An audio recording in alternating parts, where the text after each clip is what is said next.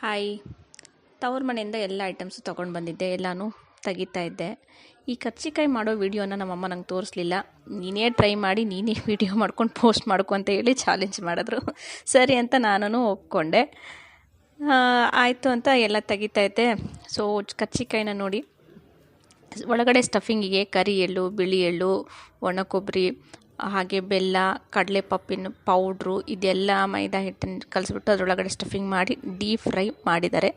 Taste ಮಾತ್ರ ತುಂಬ ಚೆನ್ನಾಗಿತ್ತು. ನಮ್ಮಮ್ಮ ತುಂಬ ಐಟಮ್ಸ್ನ ಮಾಡ್ತಾರೆ. ಸ್ವೀಟ್ ಮಾತ್ರ ಕೊಟ್ಟಿದೆಯಾ, ಖಾರ ಎಲ್ಲಿ ಅಂದಿದ್ದಕ್ಕೆ ಈ ಕಡಲೆ ಬೀಜ, ಕರೆದಿರ್ತಕ್ಕಂಥ ಕಡಲೆ ಬೀಜ, ಇದು ಮಾತ್ರ ಕಲರ್ಫುಲ್ಲಾಗಿತ್ತು, ಟೇಸ್ಟು ತುಂಬ ಚೆನ್ನಾಗಿತ್ತು. ಹಾಗೆ ಇದ್ರ ಜೊತೆ ಮತ್ತು ಇನ್ನೊಂದು ಖಾರ ಅಂದರೆ ರಾಗಿ ಅವಲಕ್ಕಿ. ಇದು ನೋಡಿ ಮಕ್ಕಳಿಗೂ ಕೂಡ ತುಂಬ ಚೆನ್ನಾಗಿರುತ್ತೆ, ಹೆಲ್ದಿಯಾಗಿರುತ್ತೆ ಸ್ನ್ಯಾಕ್ಸು. ರಾಗಿ ಅವಲಕ್ಕಿನ ಈ ಥರ ಒಗ್ಗರಣೆ ಹಾಕ್ಬಿಟ್ಟು ಕಲಿಸಿದ್ದಾರೆ. ಶೇಂಗಾ ಹೋಳಿಗೆ, ಇದೆಲ್ಲ ಸಂಕ್ರಾಂತಿ ಹಬ್ಬಕ್ಕೆ ಮಾಡಿರ್ತಕ್ಕಂಥ ಸ್ವೀಟ್ಗಳಾಗಿತ್ತು. ಹಾಗೆ ಊರ ಜಾತ್ರೆನೇ ಇತ್ತು, ಎರಡು ಸೇರಿಸಿ ಮಾಡಿದ್ದಾರೆ. Okay, thank you. ಮತ್ತೆ